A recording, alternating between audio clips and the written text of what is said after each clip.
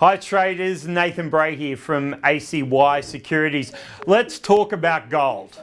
Okay, we're coming to the end of a trading week here and we're seeing gold has a lot of strength. So I want to have a chat to you about what might be causing gold to have these strengths and what might be the headwind, the major headwind that we're seeing with gold at the moment. So what we're seeing with gold is there's kind of three things I want to look at. One is a fear trade. Money can flow into gold when there's a lot of fear in the market. The second thing is when bond yields start to pull back. That can be very good for gold. And the third thing, of course, is inflation.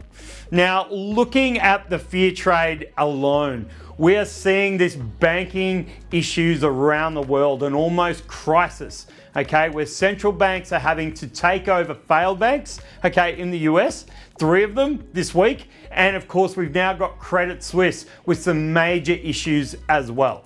So as a result, the fear trade for me is a definite tick for gold. Now, bond yields, we've seen the 10-year yield on the US drop from, stably above 4% all the way down this week, down to below 3.5%.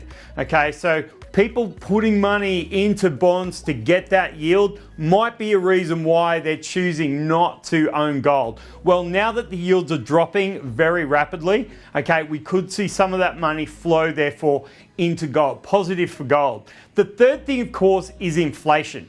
Now, inflation is sticking around. We're looking at a target rate of about 2% in the US for the inflation. Right now, year on year, this week it came out at 6%. So 3 times higher and it's sticking around. So therefore, that's another big tick for me for gold. Now, the only headwind I'm looking at, all right, is the fact that gold is now up and retesting this 2011 all-time high, right? So that's at 1920. So price is up there at the moment. I would be keeping an eye on that because the last 2 times we had a double top on gold over the last couple of years. One was a fear trade up at the COVID 2,100 high, and then we retested that level again as a result of the Ukrainian invasion by Russia.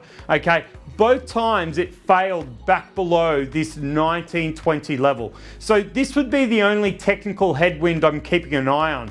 However, if we can see price continue to go higher, come back down and that major all-time high becomes a level of support, that could provide a low-risk opportunity for this trend to continue. Throw into the mix that the Fed decides not to raise rates as quickly as they told us last week, or heaven to think they decide to put a pause on, or what if they pivot? That could send gold up in a far higher stratosphere. It could be Elon Musk going to the moon with gold. Good luck with your trading, everybody, and have a great weekend.